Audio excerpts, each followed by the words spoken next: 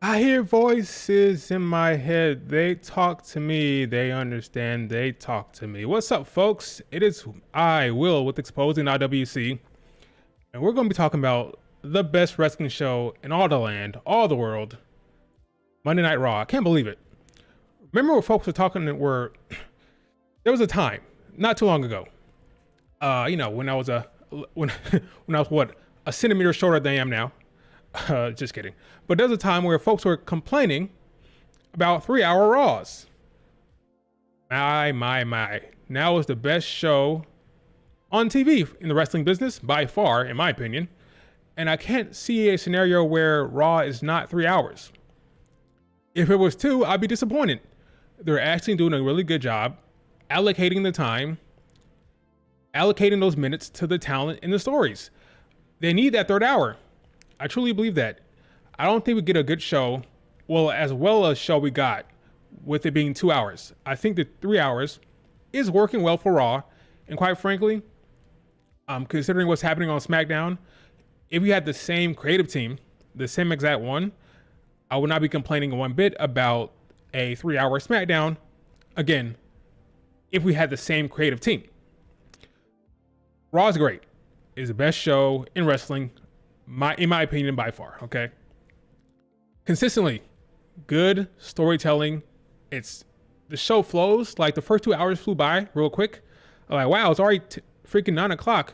No, I'm 9. I'm sorry. It's already 10. Oh, wow. First 2 hours flew. We still had the freaking main event to look forward to. Raw's great. SmackDown needs to catch up. They're going to have Roman Reigns now. That could be a good thing or a bad thing. Good thing for the Roman Reigns storyline fans. The rest of the show, I don't know. We can only hope that going forward, Raw and SmackDown will both be good. Right now, Raw is great. SmackDown is okay. Last week, it was solid. We'll see where it goes. But yeah, Raw is great. We're gonna be breaking down everything that happened on Raw, and then we'll talk about some other news afterwards. But we'll start with Raw. Great show. Some people say it was the best show of the year. Now, this is kind of recency bias, right? It's kind of hard to determine what's the best show of the year for Raw. We had a lot of good Raws this year. A lot of them. We have to go back and, what's up, David? We have to go back and really analyze. Maybe we'll do that at the end of the year. Actually go back and look at the Raws. There've been a lot of good Raws this year. To say this last one was the best, I don't know. I guess that just depends on what you like. If you're like a big Bray Wyatt fan, maybe last night was a great Raw for you. Maybe the debut when they showed up and they murdered people in the back. Maybe that's your favorite Raw. Maybe the Raw where they had that segment between that great promo segment between CM Punk, Drew, and Seth. A lot of people thought that was the best Raw. There's been a lot of really good Raws. I don't know which one is the best. We'll break it down maybe at the end of the year. Cause I think it's actually a really good thought. Like which was the best Raw. There've been a lot of good ones. This one included. Oh yeah, we're gonna talk about Bronson Reed, man. Bronson Reed, my goodness, what a segment. Again, I just feel like those 3 hours gives you time to actually do shit. Man, those 3 hours, man. You can actually establish characters. Bring back Bronson Reed strong. Bring back that, almost like that freaking Attitude Era vibe with that freaking segment between with the big fight or the big action sequences with the New Judgment Day and Damian and Rhea. That was like a 1 minute segment of time where everything like bang, bang, bang, bang, everything hit. The crowd was going crazy. The crowd was electric. Big pop for Rhea. We'll talk about that here in a second. Like just great segments over and over again. Like I'm telling you, those 3 hours, you need it sometimes, man. You need it. You cannot get the show like we got last night with just 2 hours. The 3 hours works for Raw in that creative team. I just hope that SmackDown can get it together. But yeah, it was really good. We're going to break it down here, starting with the opening of the show. Watching this on replay, do me a favor, like the video, subscribe to the channel, leave a comment. That would be great. Just hit the like button. Matter of fact, if you're listening to it right now, if you're in the stream right now, hit the like button. Oh yeah, we're going to talk about Odyssey Jones. Odyssey Jones, the tag team champions for the women weren't on the show. Alba and Isla, they weren't there. They're going to be like more SmackDown. So that's the thing about the tag title for the women. When you're in a feud with Bianca and Jade on SmackDown, you're going to show up there even though he should be on both shows, he should be popping up on both. But right now, again, it's a jam-packed show. You're gonna put them on SmackDown for now. We just hope that they're gonna give time on SmackDown to that tag team feud. We'll see. SmackDown, Roman's back. Don't get your hopes up, all right? It's not gonna be pretty, I don't think, in terms of time allocation, but I could be wrong. All right, let's talk about a good show, a good thing. Okay, Raw. Raw started off with Ludwig Kaiser introducing good old Gunther, new champion. He says he's gonna be champion for a while. He said this title reign will freaking make his IC title reign look like nothing. So you can basically expect, according to him, that this reign will be very, very long. Will it be? I'm not quite sure with this belt, with Finn and Drew and CM Punk and Seth. I'm not entirely sure Gunther will have a long run here, but he's claiming that this is going to be a very long run, and he will uphold the legacy of the championship, and we'll see if he does that. He looks good with the championship, of course. Great champion. Awesome. Had Ludwig Kaiser out there. Good to see Ludwig Kaiser. There was talk about him being possibly injured, so good to see Ludwig out there. How would they get him on the card? I was thinking maybe, by card I mean the Bash in Berlin card. I was thinking maybe they do Ludwig Kaiser against Braun Breaker for that show, because Ludwig Kaiser, of course, German. How's that going to work out? Is he just going to have, by he I mean Triple H, are they just going to have him on the card as a, like, in the corner of Gunther? Or are they going to give him a proper match? I don't know. I would give him a match against Braun Breaker. Why not? Give him that showing. But he was there. Good to see Ludwig Kaiser there. He had a match later on. So after Gunther is talking this crap to the crowd tried to give him his props. They tried to do the "you deserve it." There's some booing and some boos and some "you deserve it" chants in there, mixed up in there for Gunther. He didn't really react to it because that's what he does. He's a heel. And then I heard Randy's music, and at first I was like, "What the hell is Randy doing?" What? But then I thought about it like, "Oh, okay, this is the payoff." Triple H did not forget. We're gonna get the goddamn match that we were promised when King of the Ring match went off the rails, as in the ending didn't work well because Randy Orton's shoulder was off the mat. So folks are saying, "Oh my God, he didn't actually pin him. That's an illegal pin. His shoulder was up." Triple H said in an interview backstage, "I know what, we saw it, the fans saw it, Randy saw it, Gunther saw it. We're gonna address this. We're gonna make it right." And it turns out he did. But it's kind of interesting. Like, when did they decide this? Did they decide this in the moment? Like, okay, let's just let the King of the Ring go how it's supposed to be. We'll finish it out, and after SummerSlam, we'll get back to it. That's crazy to have that type of to be thinking that far ahead, because that happened a while ago. I think it happened back in May, that match. So you got to really plan things out. I wonder what would have been a plan had Randy not had that ending not happen how it happened. What would have been the match for Bash in Berlin? I saw some folks complaining about not Rey Mysterio, Randy Orton being on Raw. Like, why are you complaining? Oh, it's the brand split. Who cares? This is a good time. Okay. The good thing about brand splits is it keeps the shows fresh, right? Talent on one show, talent on another show. But also makes it good for when you have these surprises. So it was a surprise that Randy showed up. It's a good surprise. We're happy. You shouldn't be complaining about that. They made it make sense. Okay, Nick, I'll just talk to Adam Pearce or whatever.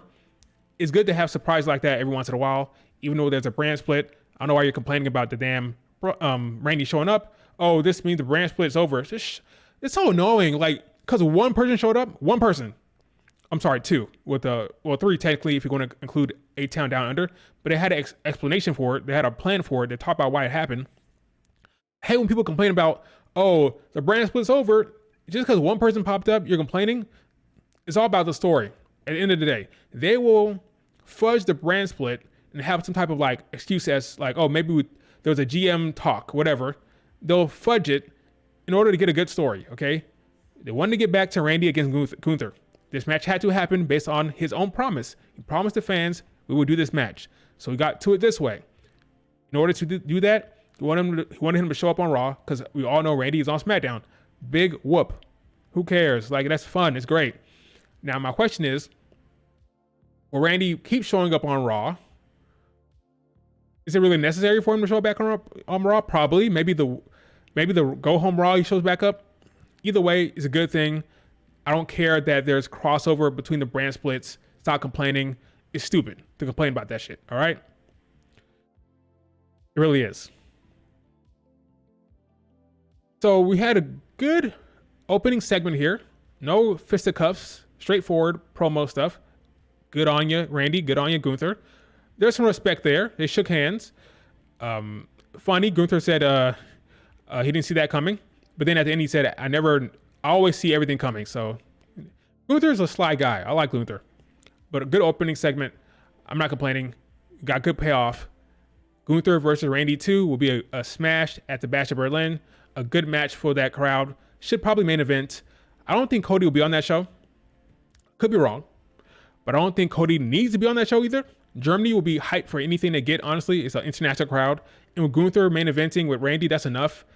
In fact, I would do that. I don't want to see Cody on that show. Get Cody a break, okay? Let Cody not main event a show. Keep him off the show. Give it to other people. Let him get some shine, okay? No Cody in my eyes, okay? This is my thought. How do I feel about that? Do you agree? Do you want Cody on there? Do you want Cody on the show? Do you need him to be on the show? Will it be a disappointment if he's not there? Will you cry if he's not on the show? I think he can take a break, okay?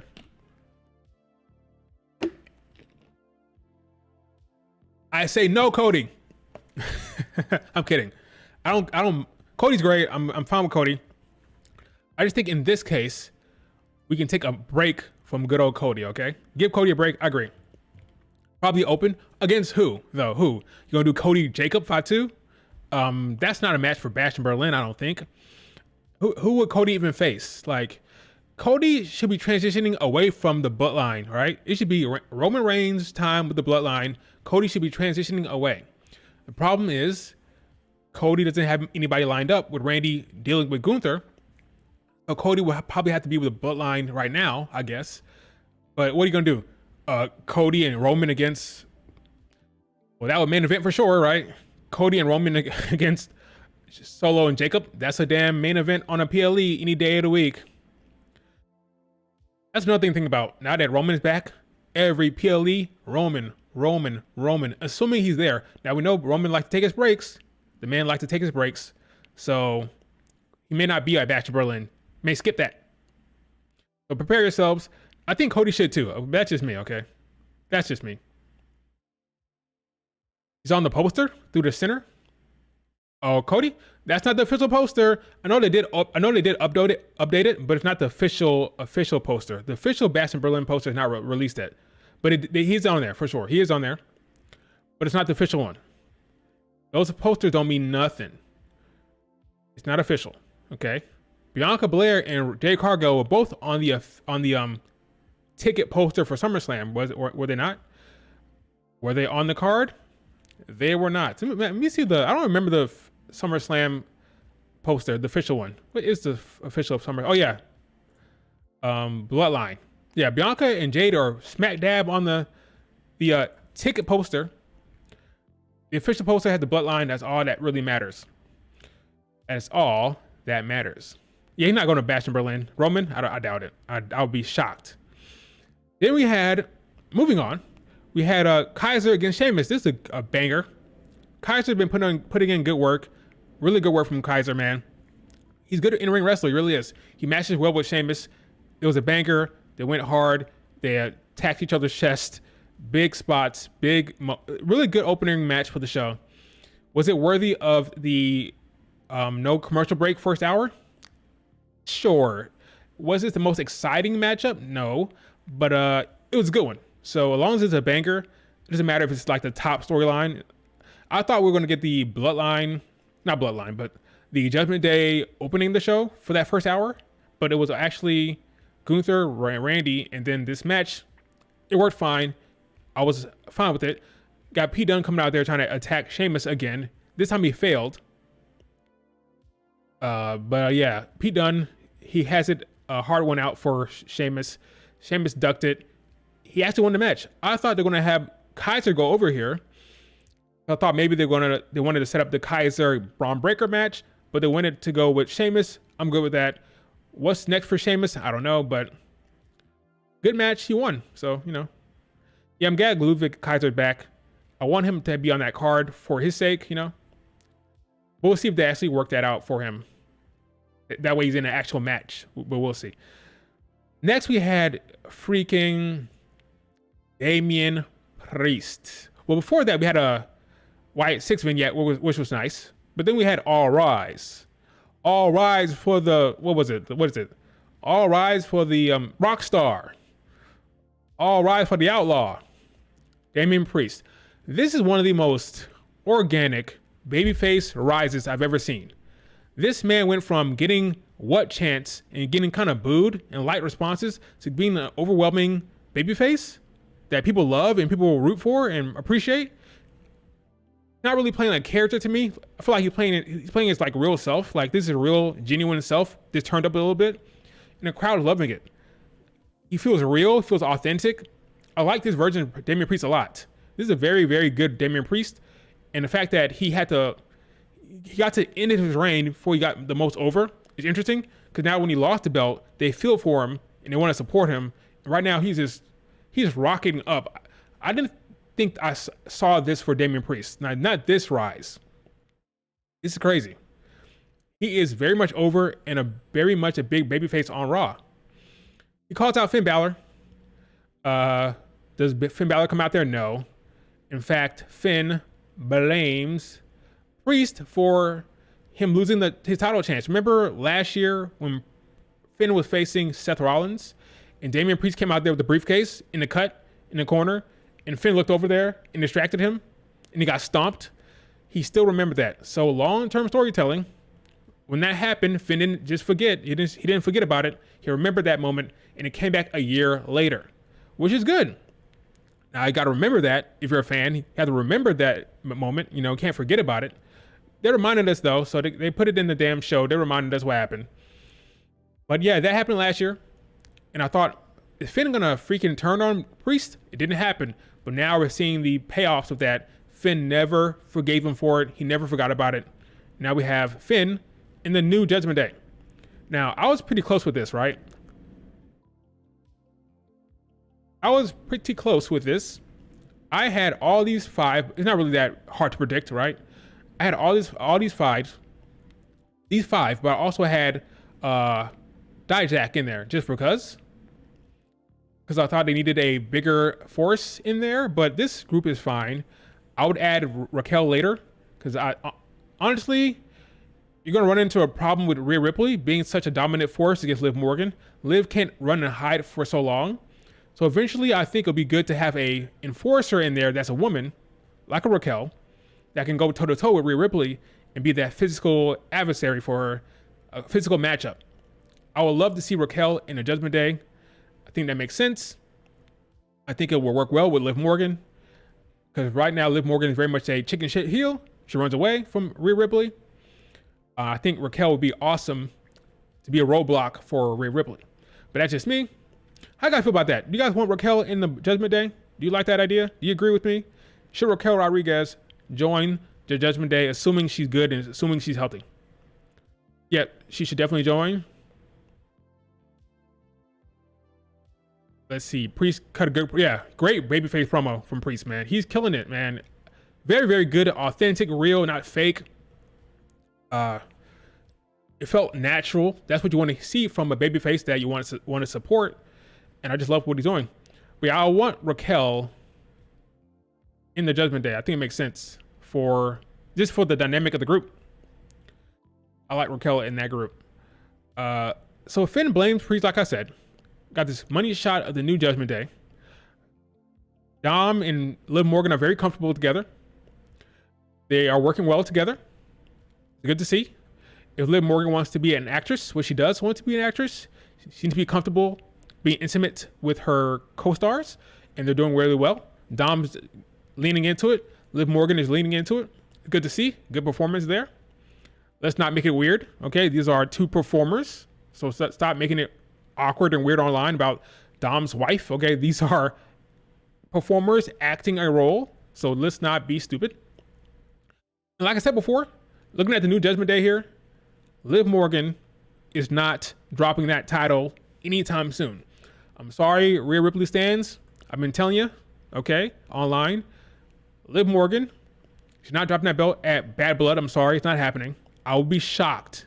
Liv Morgan will hold on to that belt for a long time. She's the champion in that belt. In that belt, she's a champion in that group, the world champion in that group, the only world champion in that group, really, because they're like two set of tag team champions anyway. She's the only world champion, really, that's a singles competitor. You're going to hold that belt to give that group some legitimacy and some stature. She's going to be champion for a hot minute. Stop thinking about her dropping the guy Bad Blood. It's not happening. They're going to bring in Raquel to deal with Rhea Ripley. They're going to bring in someone else. I think this title run for Liv Morgan is going past the Rumble, which means probably going to Mania. I don't see her dropping it anytime soon, folks. Between Finn Balor and Dom and maybe Raquel interfering and her problems, Rhea's going to have too much problems. Nobody's beating her but Rhea Ripley for this belt. And because of that, they want to have Rhea Ripley actually chase as a babyface. She just turned a babyface, right? She's a babyface now. You want her to have a long run of chasing to build up her popularity, to build up that run. It's about the chase, right? When it comes to babyface run, it's about the chase. Folks want to see the babyface chase, not necessarily have the belt for a long time, unless you're Cody Rhodes, right? She has to chase. So you want her to chase for a while. That way, when she wins it, it's a big, big deal that she finally came back and conquered Liv Morgan. Even though Liv Morgan is probably more sympathetic than she is in real life, considering what Rhea Ripley has done. Rhea is actually the bad guy here, if we're really being honest about it. She has she has more dirt on her jacket, metaphorically speaking, right? She has more dirt on her jacket than Liv Morgan does, okay? This is the woman that attacked Natty. I remember she had a problem with Liv Morgan and Raquel getting in her business. Remember that? Stay out of my business. The business they had a problem with, or she did, was Liv Morgan and Raquel going to save Natty. She wanted to break and maim Natty, like destroy her and injure her. And they had the gall, the cojones to run out there and save Natty from getting jumped. So they wanted to save somebody, and now they're the bad guys for getting in her business, right? And then she cost them the tag titles, and then she injured Liv Morgan's shoulder. Not even within the match. She waited till Liv Morgan came down there, and when she came down to the end of the ramp, she attacked her from behind. Rhea Ripley is the bad guy here. The sympathetic figure is Liv Morgan. The problem is Liv Morgan has done some bad things herself, like what she did to R-Truth and cost them the tag titles. But she's a sympathetic figure here when it comes to getting revenge on the awful human being that was Rhea Ripley. If we're being honest about this, right? The thing about wrestling, it doesn't matter what I think or what the story is telling us, it's about how the crowd is reacting. The crowd loves Rhea Ripley. So she's a babyface. Doesn't matter. Doesn't matter if she's in the wrong. Doesn't matter if she's right. She's getting the reaction, the love. Therefore, she's babyface. So we have to now accept that Liv Morgan is the bad guy here, when in reality, if this is happening in real life, no in hell I would support Rhea Ripley. Not a chance I would. She's the bad guy here. But when it comes to wrestling, right, it's about fan reaction and who they support. And you can switch, you can like change the storyline and change the babyface to heel within the story week to week in the real time, versus a fictional television show where you write all the episodes, you record all the television segments, right? You put the episodes all together, then you release it to the fans, and if they don't like it, then nothing you can do because all the episodes are already recorded, right? It's already done. You can't go back and change what you already put out there, right? It's too late. You gotta wait till next season. Oh, we made a mistake there. The fans did not like that. They didn't respond to that. Guess gotta wait till next year to fix it in the next season, right? With professional wrestling, you can update it week to week. And right now, the fans love Rhea Ripley. Therefore, she's face, even though she's been, an awful human being for for years. She has been, right? Kind of similar to Bayley. Bayley and Rhea Ripley have something in common, right? Bayley was a nasty heel, like Rhea was, but the fans like her. Therefore, she's face. It is what it is, right? But Liv Morgan is the actual sympathetic figure here. If we want to really look at what happened in the story, right? Really look at it. Let's be honest here, folks. Am I wrong? before I go on to the next segment, am I wrong? Yeah, but it's also kayfabe will because she forgot. I can't see the word because the stupid chat has the little heart symbol in there. Let me post something. It's weird how that text looks. Okay, I see now. Yeah, but it's also in kayfabe will because they seem to forget that happened. What's also in kayfabe, David? What's also in kayfabe? Bailey's babyface 100% boring. Yes, it is. Bailey's way more entertaining as a heel. At least with Rhea is more entertaining as a heel as well. But the difference with Rhea is her character is so badass. It's presented like a badass. She'll be fine. She can run down there. She can scare off the heels. She can be a badass. She can hit the dudes. She hit JD with a headbutt last night. She can still be a badass, right? She can smash her shoulder back into socket. Rhea is better as a heel, but they give her cool, badass moments. Bayley did not get that. And Bayley is not in a top storyline like the Judgment Day storyline. So Bayley was screwed as a face to begin with for a while, especially when they moved Damage Control to Raw. She was screwed from there. I said it from the time it happened, so this is not revisionist history. I said the second they moved Damage Control over to Raw, she was in trouble. And turns out it was kind of the case. Yeah, headbutting JD was awesome. It was cool. Yep. We'll talk about that later, though. That's later on. But anyway, then we got, what was it? Lyra against Shayna Baszler? No. Yes. Who did Lyra face? Was it Shayna? Yeah, it was Shayna Baszler. It was Shayna. We had Lyra against Shayna. Oh, hit the wrong one. And that match was fine. I believe Lyra won by DQ, right? Is that what happened? Why am I blanking on that match? Triple H's fault, not my fault. Triple H needs to make that storyline more interesting. Not making it interesting enough to grab my attention, therefore I forget. But I think it was Shayna against Lyra, right? Lyra won by DQ, and Damage Control came out there. So it looks like Damage Control will be babyfaces after all. This is a good move for them. I like it for them. I like Io as the babyface. I think she's good enough to get over as a babyface. It's going to happen. We'll talk about that match that happened later on. We'll talk about that later on. But yeah, Damage Control as a face, I like it. They came out there. They attacked the heels. That is Sonya's crew. So we'll see where it goes story-wise. But this was a decent segment here. This to save Lyra. Where were the party birds? Where was Kaden and Katana Chance? I wonder. But yeah, they came out there and they helped Lyra. Or was it just them attacking? Maybe it wasn't helping Lyra, but it was attacking Sonya and them. Probably what it was. But anyway, they're faces now. We saw Io Sky with her all black outfit looking like her NXT days. So we'll see where it goes. But I'm looking forward to see what happens with that.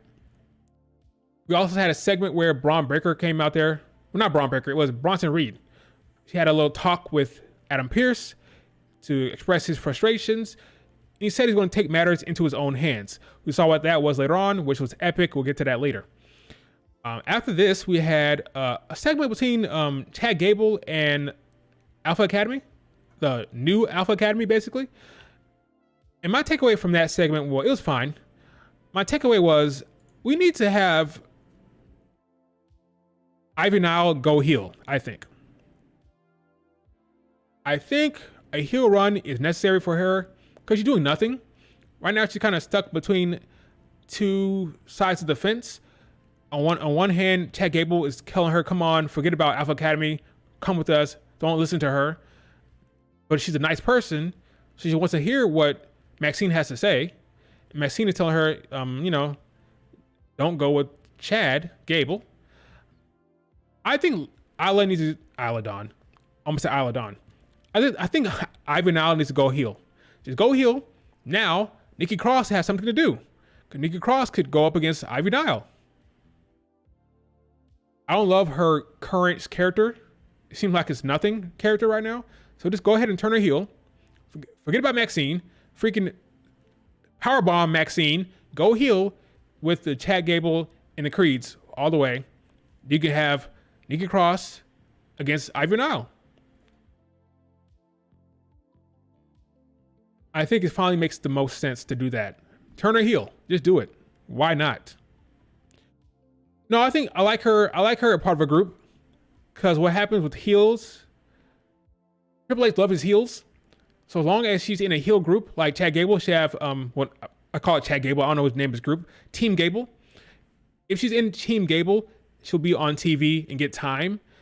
A solo run makes me scared because where's Kiana James? Where's Natalia? If you're not in a stable, you're not on TV, right? Damage Control are on TV. Lyra's in the stable, she's on TV. Sonya Deville's in the stable, they're on TV. Solo, Ivy Now is a problem. Put her with the Gables, or Team Gable, but turn her heel and let her go up against the Wyatt Six, Nikki Cross, because that'll give her on TV, that'll give her time, that'll give her a lot of promos time. I think the Wyatt Six are going to be a part of that Raw show, a big part of it going forward. So turn her heel, have her face Nikki Cross, and then she'll be cooking with something with some substance. Because a heel run is scary for her prospects, guys. The women's division, I don't know if you noticed, the singles division is nada. It's faction versus faction. And you have Rhea and Liv, and that's it. Solo run for Ivy Now would be a problem. American Made, that's the name of the group. Did I really name the group American Made?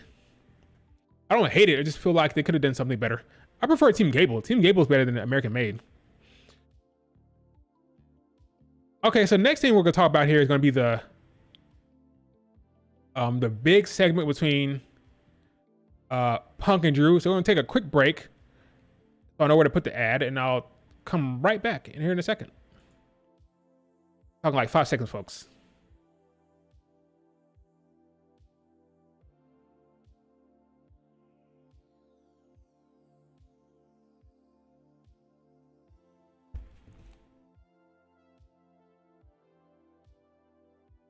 All right, we're back. Where we left off? Oh yeah, that's right. Punk and Drew McIntyre and Seth, of course. So, wait, did I miss something? Oh yeah, Karen Cross. He still hates New Day. Still doing the New Day Karen Cross stuff, folks. I think he had a quick little promo segment there, and move on to the Punk Drew. So Punk came out there to say that, hey, I'm not dead. Drew was supposed to kill me. He didn't. He failed. You failed, Drew. You didn't kill me. I'm still alive. And now I want to fight you some more. So come on down. So let's keep fighting, right? That's when we had, So Seth is still upset. Because Seth is upset because CM Punk embarrassed him a bit on Saturday, hit him with the go to sleep, talk some shit, and Seth looked kind of bad. So Seth is ready to fight CM Punk here. Like, let's go, CM Punk. Let's go. Let's finally fight. I'm ready if you are. Let's go, right? He wants to fight CM Punk. But Drew ain't having that. Drew is not having it because Drew still hates CM Punk, and Drew is still obsessed with CM Punk. Drew says, hey, CM Punk, look at me. They're literally, in the ring, they're literally staring at each other. They're looking dead at each other, CM Punk and Seth. You're like, hey, look over here. Look over here, CM Punk. Okay, what's going to work here? What's going to get his attention? Oh, yeah, the bracelet. The bracelet with your wife's name, your dog's name.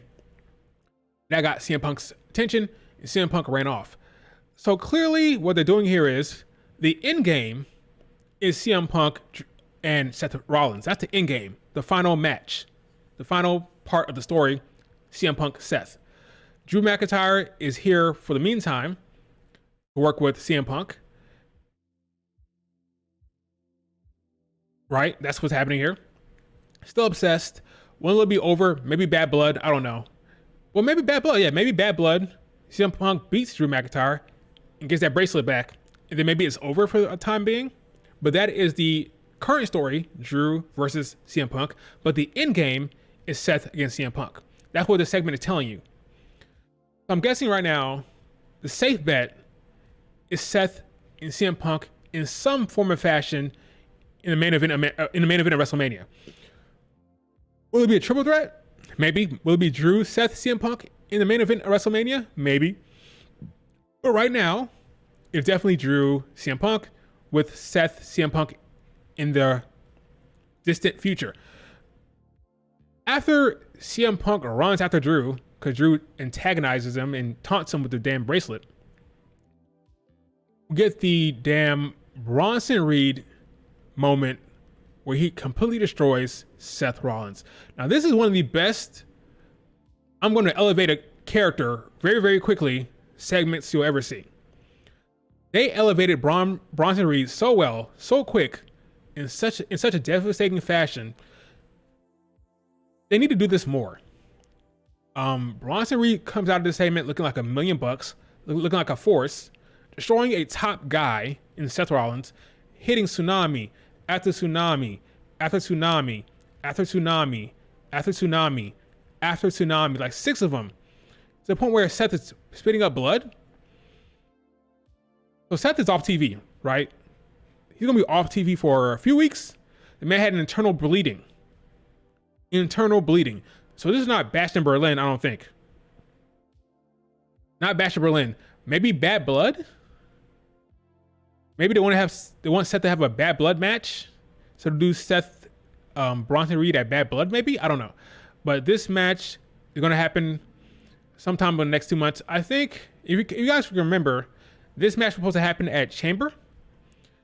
Bronson Reed was supposed to have a match in his home country. They believed it was supposed to be against Seth Rollins for the World Heavyweight Championship at the time. Did they both get injured, I think?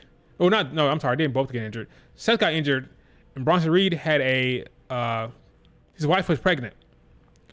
And she was going into labor around that time. So he didn't want to risk not seeing the birth of his child, which I respect. But yeah, this match was supposed to happen at Chamber. Stuff happened, unfortunately, with both of them. Now they're going back to it. Okay, so we're getting a payoff to that initial rumblings of this match. We're getting it now, sometime within the next 2 months. Bronson Reed, Seth Rollins. Bronson Reed is a good talent. Had a great run in Japan. Came to WWE. Had a good push here and there. Now this is probably his biggest segment. Not probably. This is without a doubt his biggest segment. His biggest well, not segment. His biggest program, right? Biggest program is the Seth feud. Hopefully it works out for him. Hopefully he benefits from this. But yeah, this is his filler feud. Well, not necessarily a filler feud because he actually did give him internal bleeding. But this is going to give him some time to stay away from CM Punk. So CM Punk will have Drew. Seth will have Bronson Reed. And ultimately Seth and Drew, well, Seth and CM Punk will get back to each other at some point. When will that happen? I don't know. But Drew is obsessed. He really is. Kind of bored with CM Punk and Drew. Bad Blood might be the blow off. Maybe Bad Blood is a blow off. Maybe CM Punk beats Drew McIntyre to a point where Drew had to take a break. Maybe Drew cannot return from that beating. He takes an extended break, and that's the end of the feud for a bit. But yeah, Bad Blood got to be the blow off, I think. At this point, Bad Blood got to be the blow off. It has to be.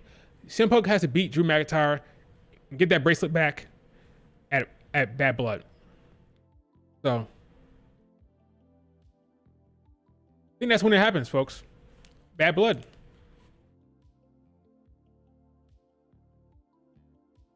When I think of Bad Blood, I think about that damn Taylor Swift song, which is a problem. But yeah, Bad Blood, it will be the blow off, I think. But again, very good segment here for Bronson Reed against Seth Rollins. Look great. Awesome. Yeah, I enjoyed this segment. Do it more. Next, we had the New Day against the Authors of Pain. I'm just going to jump to it. I'm just going to jump right to it. Odyssey Jones, folks. Odyssey Jones is here. He arrived after like, what, 2 years? Has it really been 2 years? I don't know if it's been 2 years, but Odyssey Jones is here, folks. And he had a good segment here. He was over with the crowd. Crowd loved it. Exciting. Picked up the Authors of Pain. Body slammed him here. Showing his strength. Showing his athleticism. Very good spot for this man. He joins the New Day, which is a good spot for him, I think. So he's not dead. Where's Kiana James? Somewhere, but I'm happy for my guy, Odyssey Jones. Folks were clowning him, saying where is he? He doesn't do nothing. He's just there. He's in catering. Well, now he's on TV, folks, on Raw with a New Day, which is the actual place he should be. Let's not get weird, because I saw some folks comparing him to Big E. Let's not do that, okay? Let's just keep that to a minimum, okay? Let's not compare Big E to Odyssey Jones, okay? But I'm happy Odyssey Jones is having this moment, have a time to shine. Now, Xavier Woods was not happy about this because Xavier Woods did not know this was going to happen. According to his reaction, he was surprised that Odyssey Jones came out there. Later on, we found out that Xavier Woods did not know that Odyssey Jones and Kofi Kingston had it met up at the PC. I think, was it PC or wherever he was getting his rehab done? Kofi Kingston, he met up with Odyssey Jones. They hit it off, and he asked Odyssey Jones to come help him. And Xavier Woods was not too thrilled about it, or at the very least, he was taken aback. Is this going to be the end of the New Day?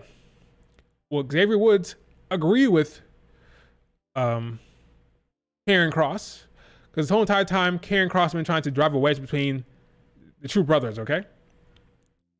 Will it work? Will he finally be able to drive a wedge between Xavier Woods and Kofi Kingston with this whole Odyssey Jones stuff? I don't know, but we'll see. Xavier Woods need to just calm down and accept the help from Odyssey Jones. Not a big deal, okay? Don't be upset about this. Nothing to worry about. Odyssey Jones is here. He's there to help, and embrace the help and stop being a little bitch. Yeah, great crowd support. Great crowd reaction for Odyssey Jones. Great spots. If you keep doing big spots like that, those big, powerful spots, he's going to get over. So I'm happy for him. Hopefully this works out for him and he gets more time on TV to show off his skills. I like it for him. Makes all the sense in the world to keep doing this kind of stuff with Odyssey Jones. Yeah, I loved it. Next we had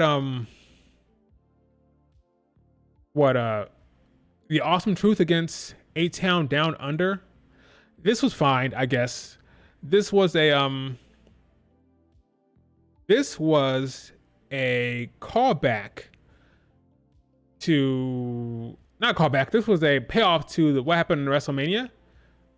Not WrestleMania, I'm losing it. SummerSlam. There was a segment at SummerSlam where they had an interaction, and this was the payoff.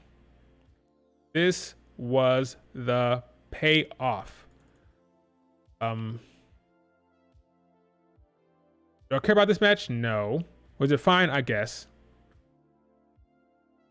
NXT is back on the road. What are you talking about? Is that breaking news?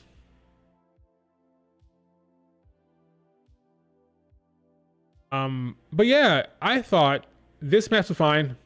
I don't remember that much about it, to be honest with you. I don't remember that much. Who won this match? A-Town Down Under won it, right? That's what happened. Right. Yeah, they won. How did they win? I don't remember. Oh, yeah, I remember. R-Truth screwed up again. I don't know how Miz does it. I don't know why Miz puts up with it, but he screwed up again and cost him the match. So yeah, R-Truth and the Miz, they got to end this, I think. Can't keep going. It cannot keep going. Gotta be done. That's what I would do. I would end it. Oh, Odyssey Jones against Karrion Kross. That's gonna be a good match if they did that. Odyssey against Karrion. Odyssey gotta go over. Gotta have Odyssey go over there. That's how I would book it. Keep Odyssey strong. Oh, Shawn Michaels had a new tweet? Okay, never mind. Shawn. It is NXT related. Okay, let's see. Wait. Let me play this. I haven't heard this. This is on the fly. Let's see if this works. Audio was up. Before we take off, gotta let you know, not only am I flying out, but NXT is now going on the road. The launch of CW happens in Chicago, Illinois. All-State Arena, October 1st. What's better than 1 week on the road? Two. NXT. 2 weeks on the road. October 8th, St. Louis, get ready because we're coming your way. That's right, 2 weeks in a row, NXT, the CW launch, we're coming your way. Everybody get ready. NXT's been on fire the last year. It has. But now, NXT LCW gonna be a whole different animal. Okay. Before we Why is this important? One, it's great for the talent. It's great for the show. It's great for CW to have heavy on the road with the big crowd. And when you talk about Stephanie Vaquer coming in, talk about Julia coming in, Motor City Machine Guns maybe. A lot of good talent on that show. Big shows on the road. That's number one, right? Shawn Michaels had you blocked. Number two, the second Tuesday the 8th. Why is that important? That is the episode when it goes head to head with Dynamite. So, the episode that goes head to head with Dynamite on the 8th is also on the road. Big show, big presentation.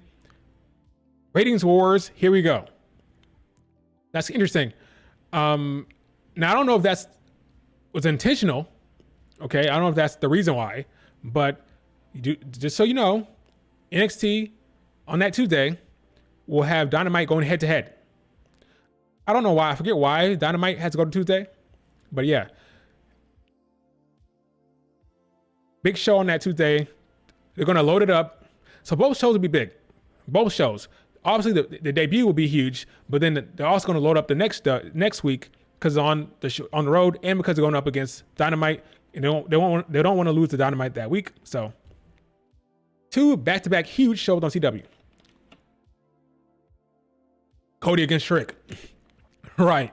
Cody, John Cena, The Undertaker, Seth Rollins, Becky Lynch returns, Bianca and Jade, all on the 8th on the road to beat out Dynamite. I think they will do it. I'm calling it right now. Calling it now.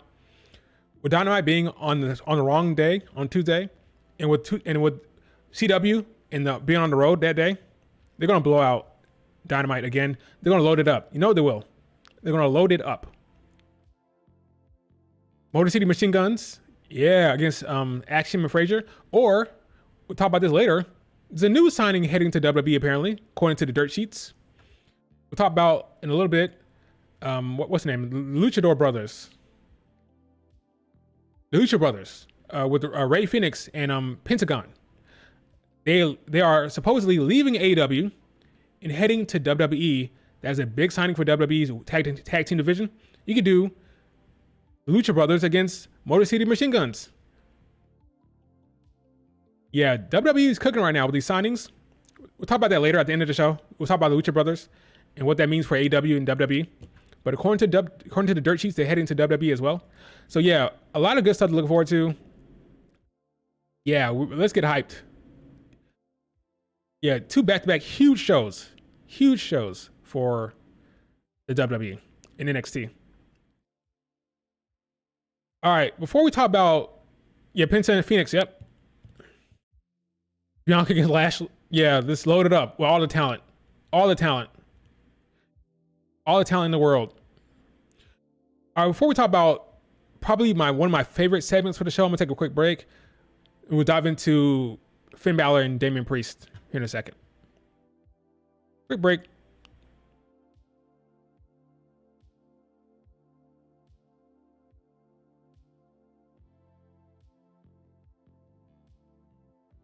And we're back. Let's talk about Pentagon against EO. Yeah. Where was it that she used to fight? He used to fight all the chicks down there, right? He used to fight EO. I think he fought against Chelsea Green too. Yeah, all those intergender matches happened with Pentagon, I think, down in Mexico. In AAA, I think. Was it AAA? That EO Sky was in? With Penta?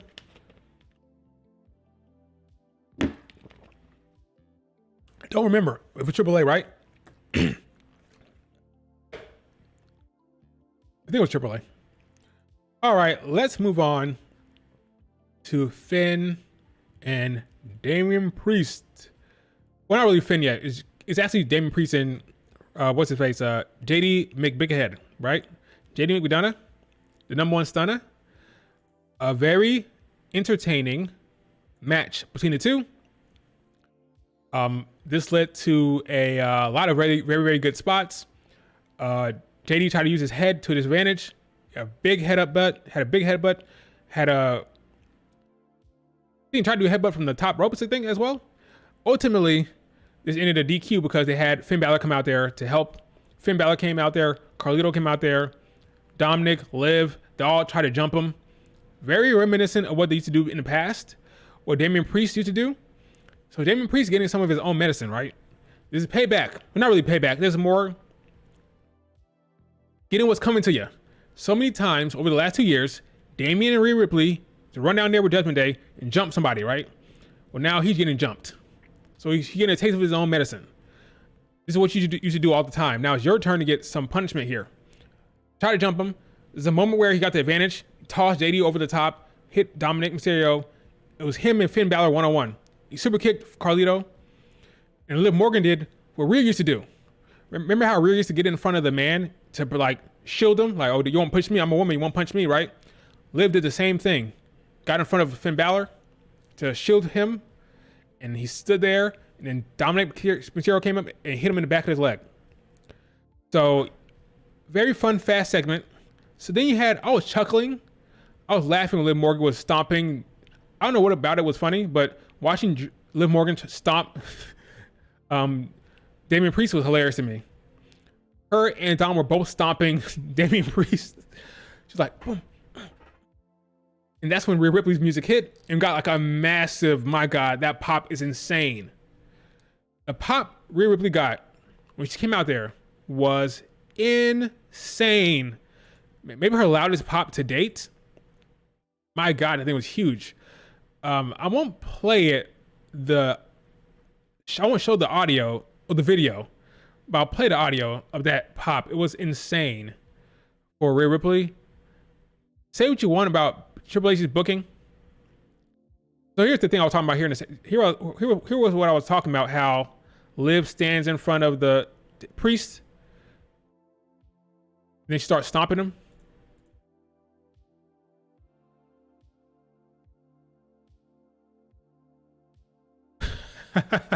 Funny. They've got this massive freaking pop. Let me see if I can. Over the chop block, and now Morgan getting involved. Taking away on Priest. The numbers game. Wait a minute. That is insane. Priest. The numbers game. Wait a minute. Bobby's here. Yeah, she's over like hell. Say what you want about Triple H's booking. Say what you want about it. Whether it's good or whether it's bad. You can't complain at this point because the proof is in the pudding. He has built up Rhea Ripley to be a massive star. And she's a huge babyface right now. Getting massive pops. And Priest is also a big babyface now, getting massive pops. So at the end of the day, it all worked out. It worked. So he made two big baby faces. The Terror Twins are huge right now for the company. Can't really complain about it. It worked. Oh yeah, he loves Rhea Ripley, sure. But it's not like he's not getting the benefits of it, right? He's pushing her like crazy, getting a lot of energy, a lot of creative juice, and it's working. Like, it's not the crowd is rejecting it. Remember how Roman Reigns was a babyface and the crowd hated it? But Vince kept going. Well, in this case, Rhea is being pushed like crazy, but the crowd is responding to it. So you can't hate. It's like, yeah, she's getting a huge reaction. So keep pushing her, of course. Like, yeah, you keep doing it. So credit to him. He made a massive star in Rhea Ripley. Made a big star in Damian Priest as well. Now the faces going up against the new Judgment Day. Fans love her. Yeah, Liv Morgan is also doing a really good job. Like I said before, she had a dueling chance with her and Rhea Ripley at SummerSlam. So credit where credit's due. She never would have got that last year. So they're loving her heel work to be getting dual chance with Rhea Ripley. So Liv Morgan putting in good work as well. But yeah, you can't really complain about the creative here. The creative for the Judgment Day has been successful all around. For Finn, Liv, Rhea, Dom, Damian Priest, it's all been a success. I just wish that some of that creative energy could also go other places, but you can't really have any fault with what he's doing with the Judgment Day storyline. It's all working out great. It all makes sense, and it's all appropriate. It's not gratuitous. It's not overboard. It's not too much. So credit where credit's due. They're doing a good job. I can't dispute it. Here we have the Finn Damian Priest stare off when Finn had to run. He actually tried to run away, folks, but yeah, it didn't work out. Then Liv Morgan tried to run.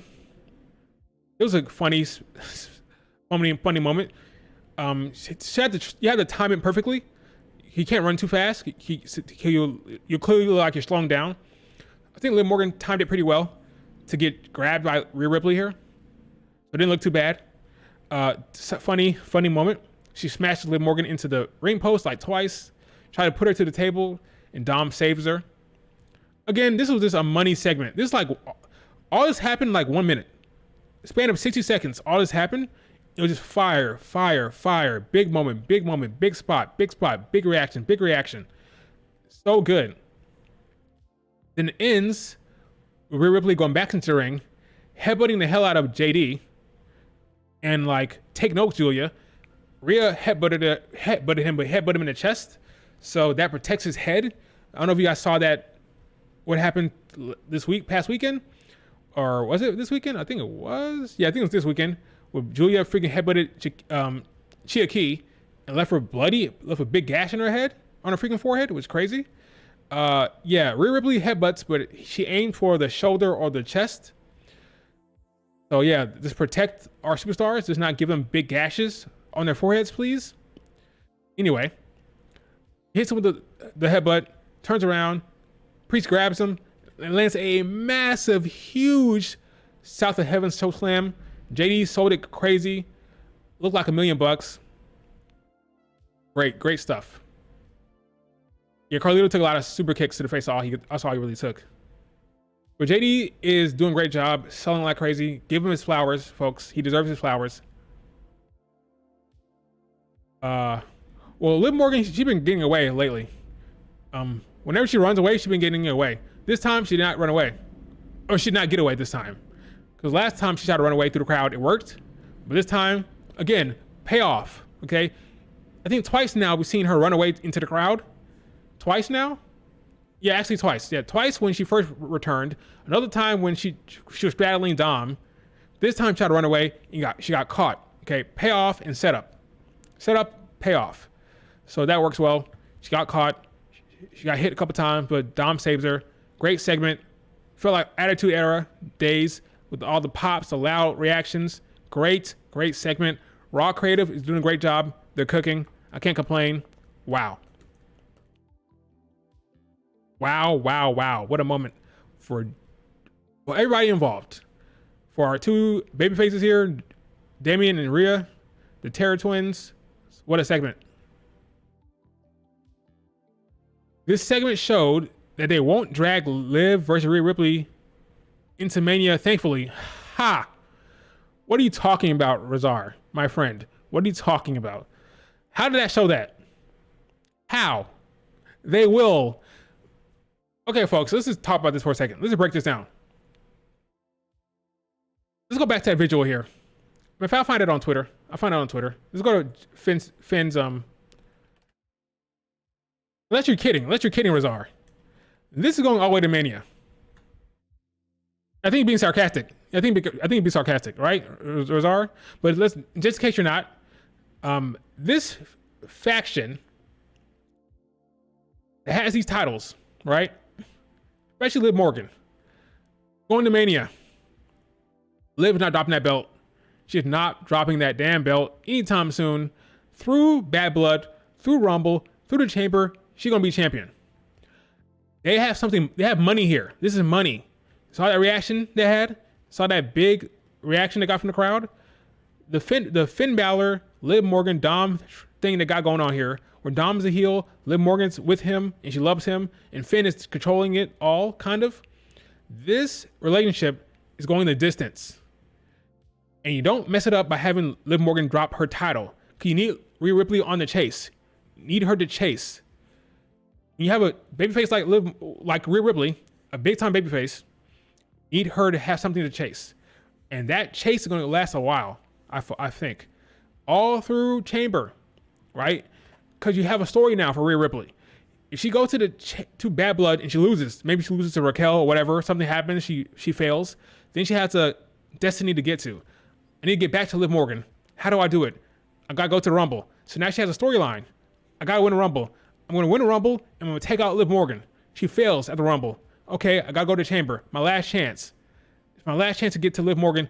I'm gonna win this damn Rumble because she won't give me a title shot. So I gotta get it. It's how I get it. I gotta find a way to get it. She goes to Chamber, wins that, and then Liv Morgan has no choice. I caught you. I got you. I've won the Rumble. Or not Rumble. I won the Chamber. And now you have to face me. And she chases Liv Morgan to Mania. And she wins her belt back in a big moment at Mania. That's the story here, folks. Rhea beating Liv Morgan, finally. She has to counter the Judgment Day somehow.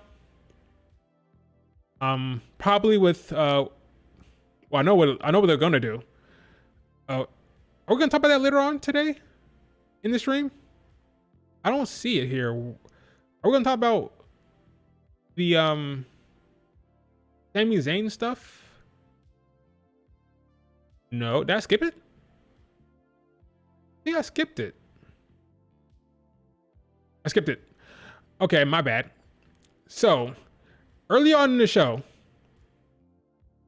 Jey Uso talked to Sami Zayn, and what did he say? That unfinished business with the Judgment Day. They have unfinished business with the Judgment Day. Now I call this, folks, and I'm not saying I'm some type of aficionado or some type of genius, okay? It's kind of obvious, but I said when Sami Zayn lost that damn belt, the IC title to Braun Breaker, what was going to happen? He was going to join up with Jey Uso. Why? To go after the tag titles. Why? To join up with Damian Priest and Rhea Ripley. Why?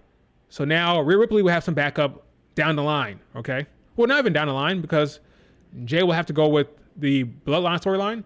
But for the immediate future, you're going to have Sammy, Jay, Damian Priest, and Rhea Ripley against the Judgment Day, which I called, okay? That's going to happen. You're going to have, ultimately, you're going to get the Dom, Liv against Jay, Rhea Ripley. That's happening, right? This is called what it is, to tell the truth. Jay and Rhea versus Dom, Liv is going to happen at some point. Rikishi will be very pissed, but it's going to happen.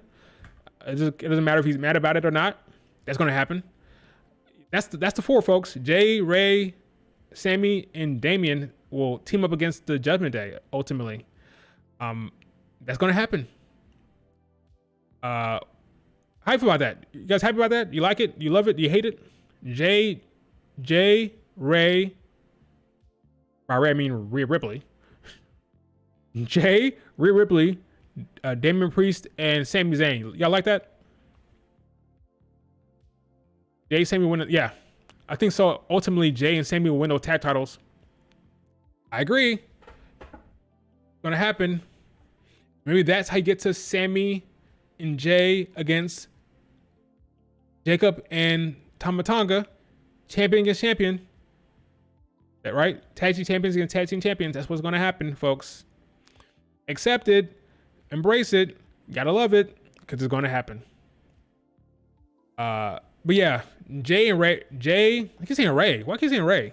Jay and Rhea will be going together here in a second. Not a couple, I don't think. Maybe, I don't know. Not like romantically, but I do think they'll team up against Dom and Liv at some point to have that match because the fans love it. The fans want it.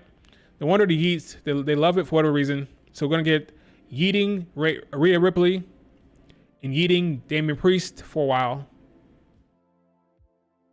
Yes, they did block me. Mario blocked me, Pedro. They did. Because I said that Julia needs to stop headbutting people. Excuse me for looking out for the talent, looking out for people's brains. I said she should stop headbutting, and I got blocked. Priest joining the LWO?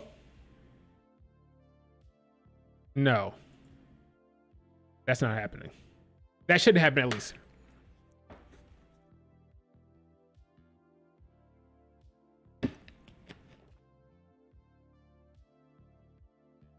That shouldn't happen. What was I? Where was I at before I talked about But yeah. Anyway, Jay, Rhea, Priest, Sammy will be together in the future year. Let's move on to the next thing, which is Dakota Kai getting jumped. Okay, so we gotta talk about this, folks. It pains me to say this was a very good show. I agree, Richard, by the way.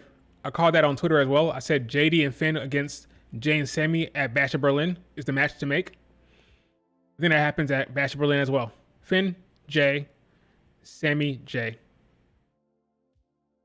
JD. Yeah, that's gonna happen. Okay. We gotta talk about this. All right, so this is a great episode of Raw. Very good show. The one low moment was this match, unfortunately, which had one of my favorite in-ring competitors, Io Sky. So Dakota Kai walking backstage. She gets attacked by this crew here. So they thought they were in the clear, but then Io Sky stepped to the plate to take on Sonya. And this match was rough. It was a rough one. I like Sonya Deville as a character. I like her as a character. Her in-ring, since returning, has not been great. She's trying to get her sea legs under her. Maybe you don't book this match. Maybe you book Io, Zoe Stark. Maybe you book Io, Shayna Baszler, who are more in-ring ready and better in-ring in general, just better in-ring, period.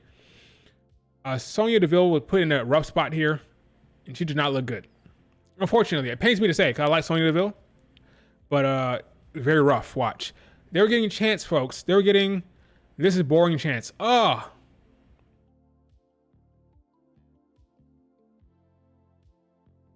A show that was so good, you're getting the this is boring chants. Crowd was hot the entire night. You got the you were boring chants. Now some of this, like, because of women, sure, some of that is it, but ultimately the match was not good. You can't really like complain about it. Well, I complain about it. We can't really like yell about it because the match wasn't good. It was kind of boring. So they weren't wrong, unfortunately. It just sucks because there were some good spots. The EO had the moonsault. Kyrie had the elbow off the top. She had the drop kick from the top ropes. But yeah, it was rough. It was really rough. And it wasn't Io's fault. It was Sonya Deville's fault. Yeah, hopefully she gets better. Hopefully it works out. But the crowd was great. But during that segment, they said, this is boring. And they weren't wrong. That's the problem. They weren't wrong. It was a rough watch. Ultimately, Io Sky got the win. Io Sky is a babyface right now. The babyface, that's the direction they're going. I like it for her. She's going to get over as a babyface because she's so good in the ring. Put her in good matches against good competition. Put her against Io Sky. Or she can't face herself. Put her against Zoe Stark. Put her against Shayna Baszler. She's going to cook in those matches. She's going to show out. I think she had a good match with Shayna Baszler in the King of the Ring or Queen of the Ring. Put her in those matches. She's going to get over as a babyface because she's so damn good. Don't put her against Sonya Deville anytime soon. Unfortunately for Sonya Deville, just was not happening for her in this show. So let's take a break from Sonya, all right? What's the direction for Dakota Kai? I don't know, but right now, it's going to be the Sky Pirates. Next week, Sky Pirates against Shayna and Zoe. I think this will be a banger. I think this will be a good one. Yeah, number one contenders match. So what does that mean? It means Bianca and Jade are not number one contenders anymore after this week? Or do Bianca and Jade get a number one rematch? Or do they get an immediate rematch next week? I don't know. But right now, this is a number one contenders match. So I'm wondering, Bianca and Jade were screwed last week. They were screwed and they won. They won by DQ. So they're the number one contenders, really. So do we get a rematch next week? I don't know. I think we're getting the big three against the Fates. Is that what they're calling them? I prefer the Blair Witch Project. But we're getting the Blair Witch Project against the big three ultimately at some point, whether that's next week or at Bash in Berlin. Bianca and Jade won the match, so the number one contender still, you would think. So I'm wondering where this match plays into that. We'll see what happens on SmackDown. We'll know then, because that happens before this match. So whatever Bianca and Jade says, we'll know the direction. But yeah, we got the Sky Pirates in a tag team. So for me, in the women's division, my two favorite in-ring competitors are Bianca and Io Sky. They're both in tag teams right now. Do I love it? No. But that's the state of the situation. If you're not in the top singles matches, if you're not in the top singles stories, you're in tag teams or factions. So Io Sky and Bianca Belair are in tag teams and factions. Sky Pirates, Bianca and Jade, Big Three, Damage Control, however you slice it, they're not singles competitors right now. I just gotta deal with that, okay? I just gotta deal with it. I can't do anything about it. I can't complain. I can't complain. I can't change it. So what are you gonna do? Okay? What are you gonna do? Unholy Trinity, solid. I don't hate that, solid. Big Three against Blair Witch Project in Berlin, that could work. Now, you could argue maybe you want to have the tag team titles on the line in Berlin to elevate the tag titles. You want to have that match be in Berlin. That's the only reason why I would say no. But yeah, that's a good match. Big match with 6 good women, yeah. Now, if you want to say, no, what, let's have the tag titles on the line. Let's elevate the tag titles by having it on the PLE. I'll agree with that, and I can't complain about that, right? I can't argue with that. Because the tag titles will not be on the line, obviously, in a Big Three match. But yeah, that could work well. But I would understand if they wanted to have those tag titles on the line on that show for the sake of elevating it, you know? Let's be honest here. Triple H not going to have them defend tag titles at Bash Berlin. Probably not. Would I prefer that? Well, Bianca and Jade has been on the PLEs defending it. Didn't they win the title? Didn't they win the titles on the PLE as well? Right?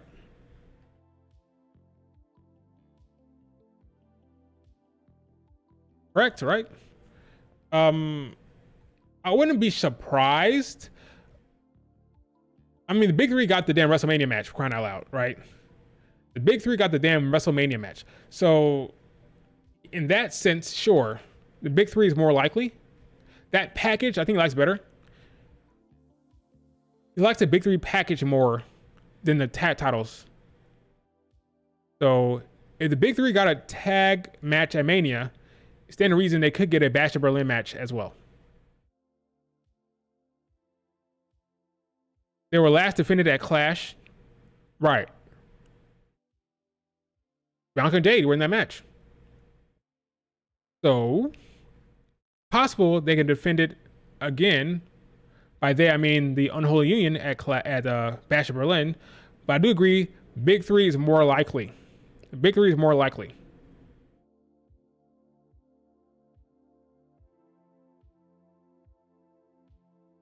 Damage Control does not feel organic. It doesn't. It feels random. It feels out of nowhere. It does. I agree with you. Whereas Damian Priest was organic and natural turn, this has just been a random babyface turn. It came out of nowhere. Does Nia miss? Does she miss Bash of Berlin? You mean? Maybe. We might only get one women's match. Might.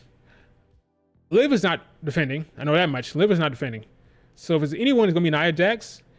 And then Bianca Jade and the Big Three probably. I would not be shocked. Some people disagree with me. I would not be shocked if we got one match that was a women's match at Bash of Berlin, that being the Big Three.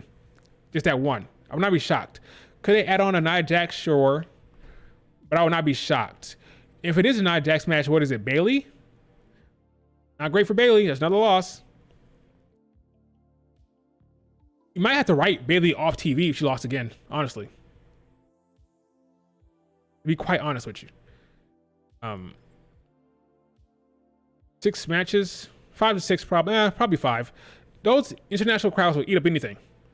Those crowds in Europe, they'll eat up whatever they get. They'll be loud no matter what. So 5 will probably all they get. For our last main event, for the main event segment, we got Gable and the Creeds against the Wyatt Six. Now, this was a very good match. The Wyatt Six had a good showing. This is a big talking point, right? How is the Wyatt Six going to adapt? How are they going to translate to the in-ring? Because all fun and games to have all the flash and the smoke and the presentation, but ultimately the bell got to ring. Ultimately, you got to start running the ropes, right? Ultimately, right? Ropes must be run, right? But they did a good job here. Had them take off the masks, got rid of the smoke, the lights came on, and it just worked. There's crazy guys. They're not no supernatural stuff, no magic, no demons. Just crazy people who can work in the ring, and that works. That can go for a long time. You can get life out of that, right? You get a long life out of just having good workers who are a little crazy. Joe Gacy, I said he was the best in the ring, and he showed up and showed out. I love that springboard double. I'm gonna say choke slam, double clothesline. That was cool. Eric Rowan had some good spots there. I thought Dexter did a good job there. A lot of good stuff for the Wyatt Six. They were over like Rover. The crowd loved them. No one booed at all. They're gonna be so over for a while. Holy shit chants. They're gonna be very, very overact. And I think it was very smart to bring them in as faces, because I think as heels it won't work, because the crowd wants to cheer for them. They just love them. So bringing them in as a heels was not going to work. So the babyface decision was smart for creative to go that route. So I'm liking this direction for them. This has staying power. It has legs. It's not going anywhere. Once the bell rings, it worked. It worked because they're actual human beings. They're not supernatural entities. So it'll work fine. When is Nikki Cross going to get in there? Maybe get Nikki Cross against Ivanhoe. Maybe against Dakota Kai. I don't know. But it'd be good to see Dakota Kai and maybe Nikki Cross get in there. Who knows? But I think Ivanhoe is the first way to go. Okay. Hopefully Nikki Cross gets in there and has some matches. Look at this shot. Lovely stuff. Very cool tribute to Wyatt at the end there. Yeah, Joe Gacy can go. Go watch his NXT stuff. He can go. He's very good in the ring. He's crisp. He's the best in ring for me out of this group. So it was good to see him get some shine. Everybody had the good spots. Everybody had the good moments. Nobody made mistakes. All in all, a great debut, a great in-ring debut for the Wyatt Six. I can't complain. I can't complain. Kind of want Dakota Kai to have a cool story. She deserves it. She does deserve it. Whether it happens for her, I don't know, but she does deserve a cool story.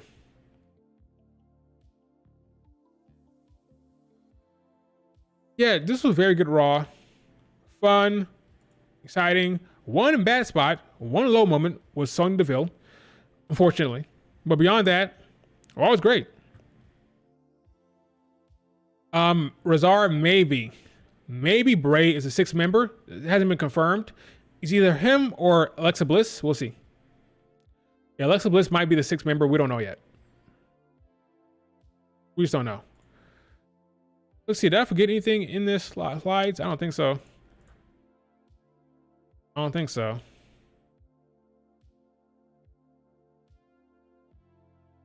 Did anything happen on Raw that I missed? Let me know. Did I miss anything on Raw? I don't think so. I think I got it all. Got everything that happened on a great Monday Night Raw. Everything that happened on the show. Randy on NXT for what? The booster ratings for the second CW show. I can see that. I can see it.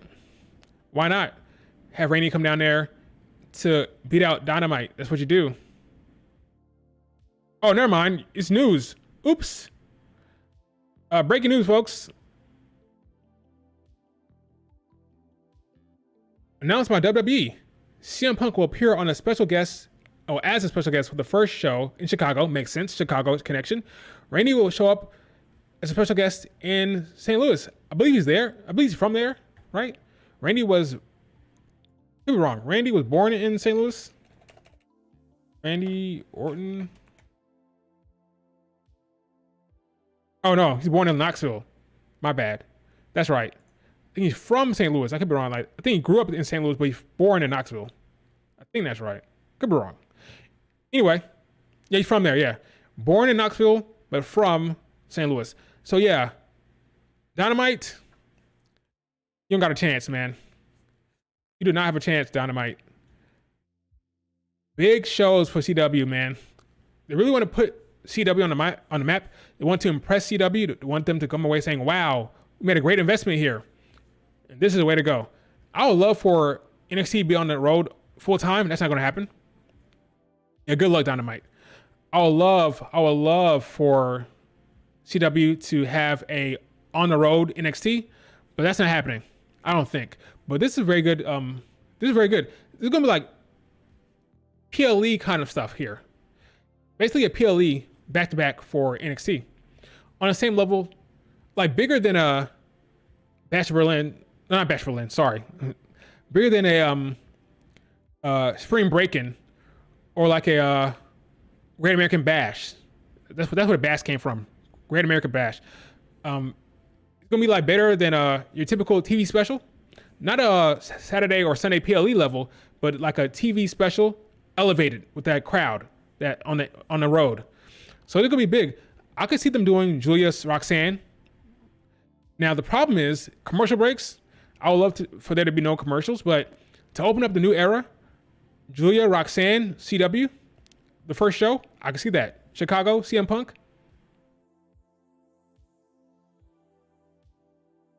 We'll find out tonight.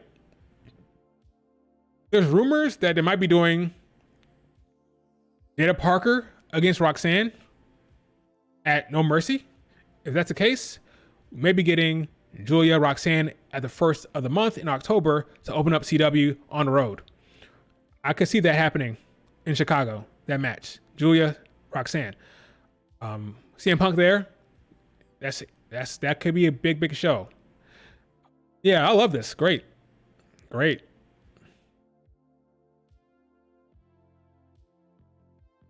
And Jada Parker right now, because last week she walked by Roxanne and talked some shit. If you remember, last week Roxanne was complaining about something. So you might not be champion after tonight. She kept walking and then she won her match. So maybe tonight we'll see that Jada Parker is now in line, and that'll make sense for No Mercy. And then you do Julia, because Julia's not coming until after the 19th of October, I don't think. She's staying in Japan, folks, until her last day, which is October 19th. And then there's just like 2 weeks left for No Mercy. So maybe you do Roxanne, Jada Parker. And then after that, Julia is planning on moving her entire family to USA. Her mom, her boyfriend, uprooting, moving everybody over to the United States. That's going to take some time and some energy. So maybe they're waiting until that's all wrapped up. And then you have her debut, or maybe not debut, but her first match on the 1st of October, beating Roxanne Perez. Does Stephanie show up tonight? I think so. I think Stephanie shows up tonight because why not? Like, what other reason would there not to be to have her? Like, I don't see where else she would be. I think she shows up with our, what's his face? Jose, the assistant.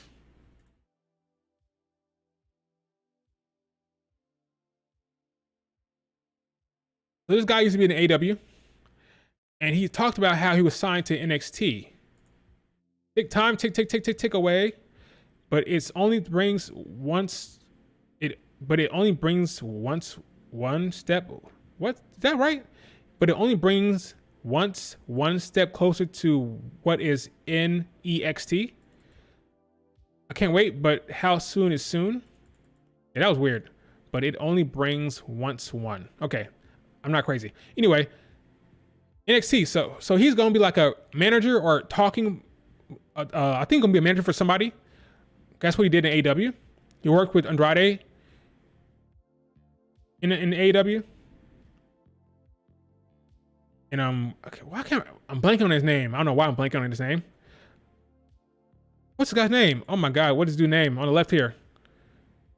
What's his name? Oh my god, I'm blanking on it. So it's like one syllable, right? Roche, something like that, right? Yeah, Roche. Yeah, Rush. Yeah, Roosh. That's the name. Yeah, Roosh. Yeah.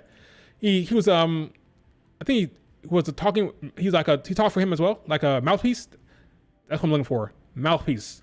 That's what I couldn't find in my brain. And I think he's gonna be coming in. He's retweeting all this NXT stuff. Like look at him retweet NXT stuff here. Retweeting all this stuff. Talking about TNA. Here's him with Roosh. He's coming in with Stephanie Vaquer. I'm booking it now. I'm booking it right now. Whether in Tampa Bay, Florida, whether in Orlando. She's dropping a lot of hints to him being in Orlando for NXT. Whether in Orlando, Florida is nice today. This was last week. So I think he shows up with Stephanie Vaquer as her mouthpiece. I think that's what we're getting. Getting Jose the assistant with Stephanie Vaquer in NXT. Could be wrong. It just makes way too much sense to not do that. Right? So maybe tonight, maybe we get Stephanie Vaquer and Jose the assistant. Oh, it could be for Lucha Brothers, I guess. Could be. But I think it's going to be for Stephanie, I think. Because that's more immediate. So maybe tonight, could be wrong. Or maybe tonight we get Stephanie with Jose.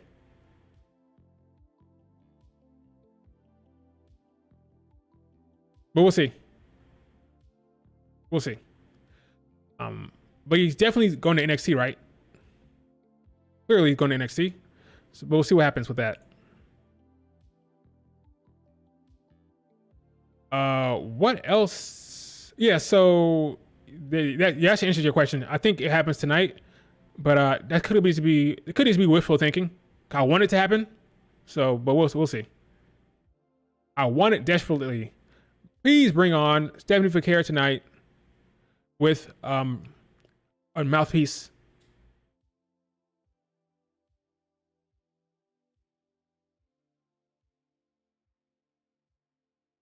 That's what I would do. Yeah, I think Kalani versus Stephanie is the plan for No Mercy. That's what I would do. Have Kalani lose to Stephanie Vaquer at No Mercy. Give her that belt. Let her have a mouthpiece. Makes the most sense to me. But we will see. I just think it makes way too much sense to not do that.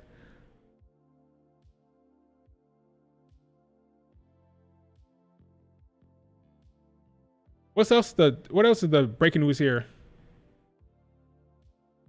Nothing else? Okay, cool. Liv Morgan has signed. Okay, great for her. Getting into the acting, getting into that representation. Cool. We'll see what happens with her with this talent agency. Awesome.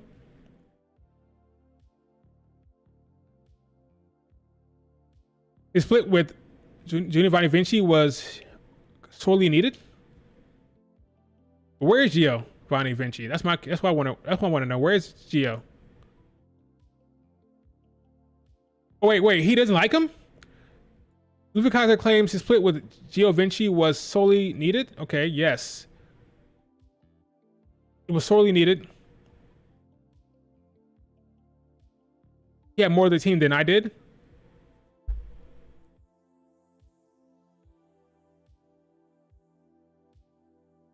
I was always convinced that I would do everything to become a big name in WWE. Wow. Within a few weeks, my stock has risen extremely. Wow. He's saying that move was the best thing they could do for him. And Gio Vinci was an anchor. He was holding him back.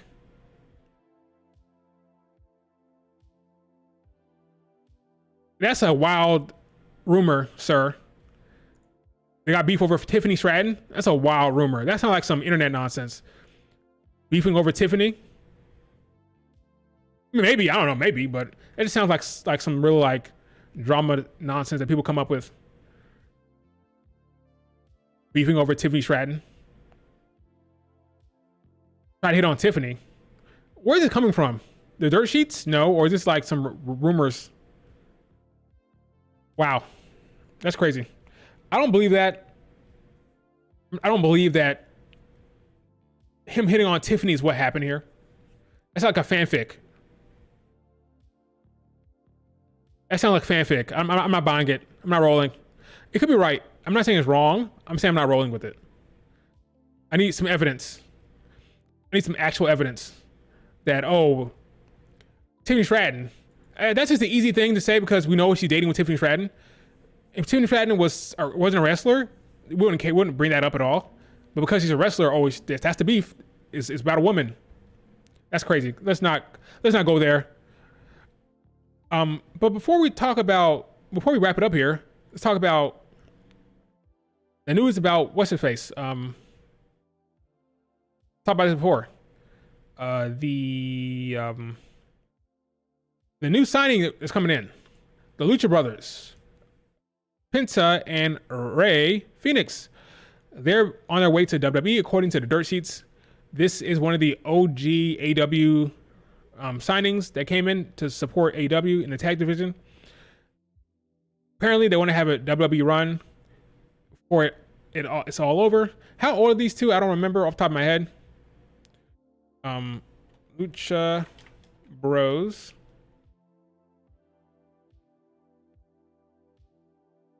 How old are the Lucha Bros?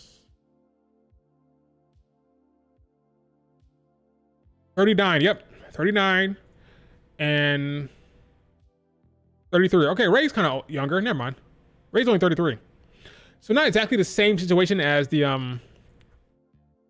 Motor Center, the Motor Center, the Motor City Machine Guns.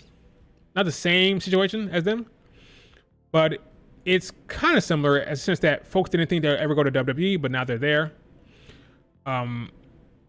Legends in the Mexico, Legends down there. They had a good AW run. Folks are sad. I will say this.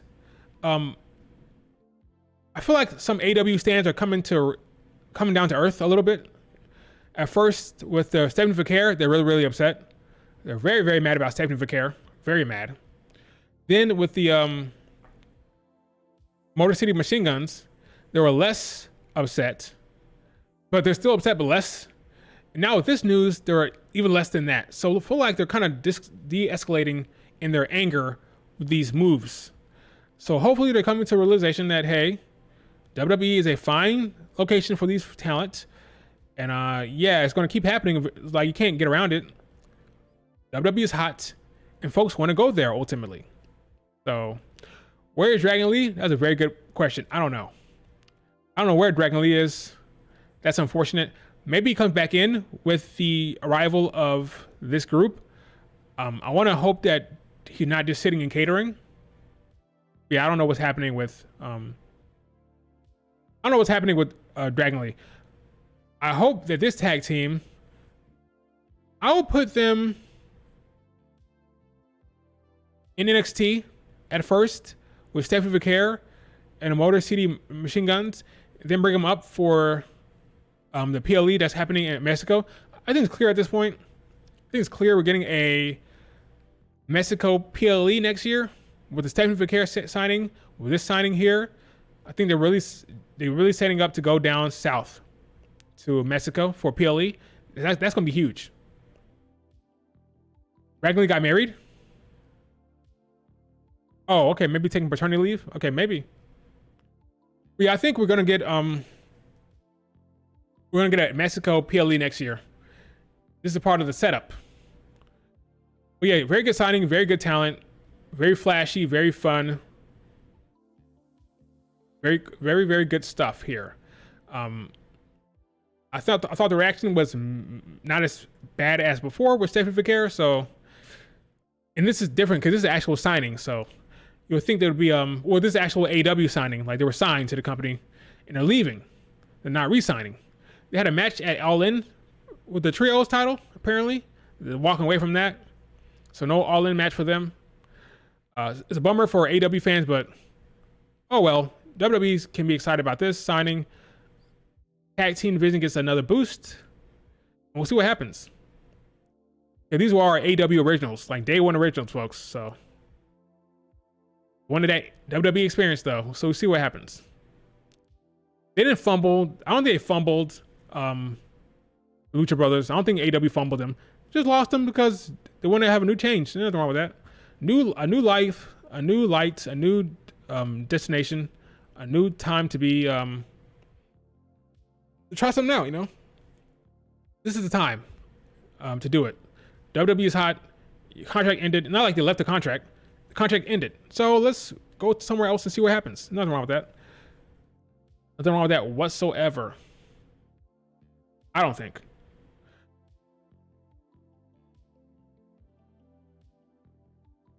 Ready for the WWE's tag division to heat up? I am ready for that too. Let's bring it on. I think it starts at NXT though. And that's it. They need the most help down there because right now it's Axiom and Frazier and who else?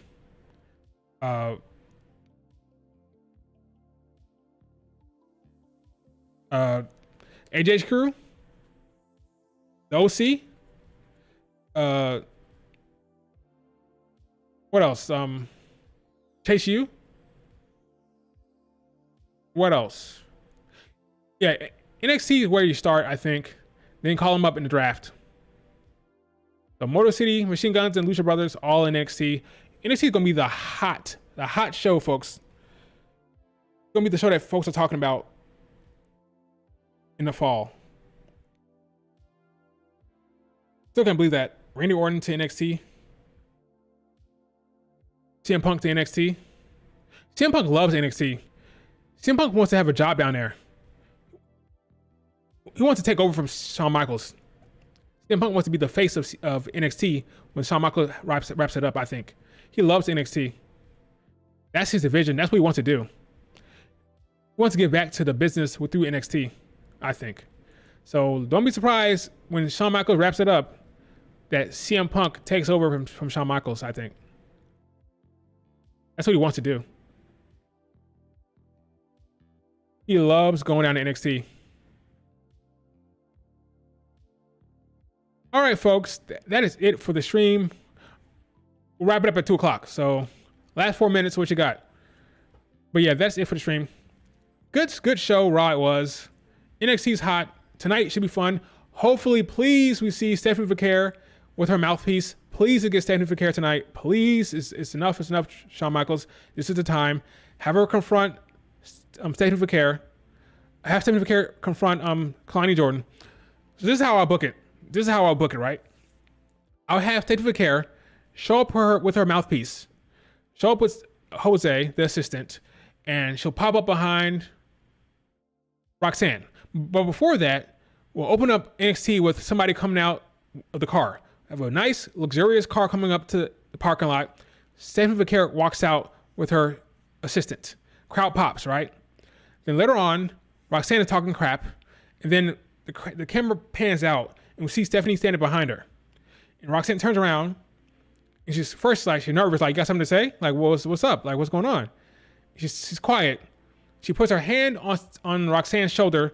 She says something in Spanish. Then Jose, her assistant, will translate. She says she has respect for you, yada, yada. Happy to see you and look forward to working with you, yada, yada. She has a smile on her face. She walks off. Still intimidating, still with a presence, but it's a very cordial, a friendly exchange with Roxanne. After Kalani Jordan's match, she beats Tatum Paxley, and then Stephanie Vaquer goes out to the ring. The same thing happens. She gets in the ring. She walks up to Kalani Jordan, puts her hand on Kalani Jordan's shoulder, says the same thing. Well, not the same thing, but something different in Spanish this time. Kalani Jordan thinks it's going to be the same thing she did to Roxanne. That's what the crowd will think, but it's not going to be the thing. It won't be the same thing. She'll say something else. And this time, the translation will be, she's happy to meet you, yada, yada, and now she's going to hurt you. And then wham! She knocks Kalani Jordan in the face, beats her up, and that's how you set it up. Okay? She's nice to Roxanne Perez to give you a sense that, maybe she'll be a babyface. Maybe this is babyface Stephanie. Then in the ring to Kalani Jordan, she attacks her. That's what you do. Set up Kalani against Stephanie for No Mercy. SmackDown is going to be good. SmackDown might be good. SmackDown has other issues like bad creative.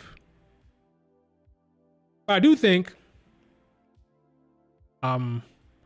with Roman Reigns' return, that SmackDown will get creative juice. I just hope that other segments have creative juice as well, and time and you know, actual storylines for Bayley, Nia Jax, LA Knight, and the crew. She still got 2 months left. Who still got 2 months left? Oh, Charlotte Flair. Yeah, she won't return Friday. No. I'm thinking Octoberish for Charlotte Flair. Octoberish. That's the time. That's when you do it. October. All right, guys. Thanks for joining the stream. Do me a favor, like the video, subscribe to the channel. Enjoy NXT tonight. Should be a good show. We have what's on the card here? Kalani and besides Kalani and Tatum Paxley, we have other title matches, right? Right. Yes, we have Oro against Ethan Page. The Sloths, Oro, sorry. Trick Williams fights Pete Dunne. That should be a win for Trick Williams, but I'm not sure. They could have swerved it to have Pete win there. You have a tag team match between Frazier and Axiom and MSK. Lonnie Jordan, that's a big one. Hopefully we can get a Stephanie Vaquer show up there. That'd be great for Stephanie Vaquer. Oh yeah, the Rascals, aka MSK. Hopefully Stephanie shows up here. And then we have, oh yeah, Joe Hendry. I forgot about this. Shit. Joe Hendry against Joe Coffey. I forgot about this. Joe against Joe. Double Joe. This is happening on the show. Big show tonight, folks. Got Joe Hendry. Got Kalani Jordan. Got a tag team match with Nathan Frazier and Axiom against MSK. You got Trick Williams on the card. Got a championship match. Wow. Wow. I forgot this was this loaded. Yeah, we gotta have Stephanie tonight. We gotta get Stephanie. We gotta get Stephanie tonight, man. It makes too much sense. Stephanie, show up here after this match to teach Kalani Jordan a lesson. It's time. All right, folks, that's it for the stream. Thanks so much. See you on Twitter, and I'll talk to you guys later.